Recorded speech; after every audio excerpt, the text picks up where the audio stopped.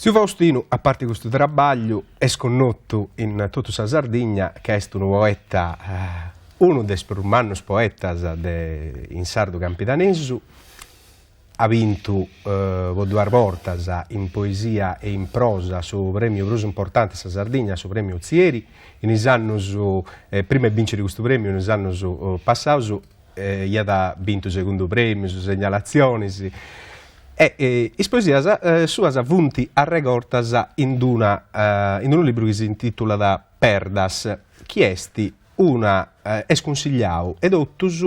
commenta modello vostra ortografia sarda. Perdas, il volume della Silloge poetica pubblicata in vita da Faustino Onnis, contiene il suo percorso poetico dal 62 al 90, al 1990, e quindi raccoglie gran parte delle poesie che meglio hanno rappresentato il suo percorso, perché al suo interno ci sono per esempio tutti i testi, quasi tutti i testi, o almeno i più importanti, che lo hanno portato a vincere o a distinguersi in maniera particolare all'interno dei vari premi e concorsi letterari. Devo dire però che le carte d'archivio testimoniano tutta una produzione poetica precedente al 62, quindi non inclusa nella Silloge poetica del 93, a partire dal 1943, per cui stiamo parlando di un poeta che scriveva già da 20 anni. Perdas raccoglie le poesie che vanno dal 62 al 1990, esiste poi un decennio fino alla sua morte nel quale Faustino Onnis continua a scrivere e ad occuparsi prevalentemente di poesia.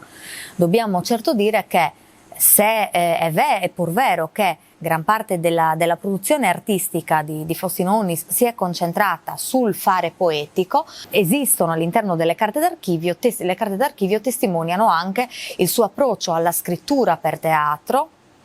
alla scrittura in prosa, grazie alla quale per esempio riuscì a vincere anche il premio Zieri. Faustino Onnis ottenne un primo premio allo Zieri per la poesia, ma ottenne un primo premio allo Zieri anche nella prosa.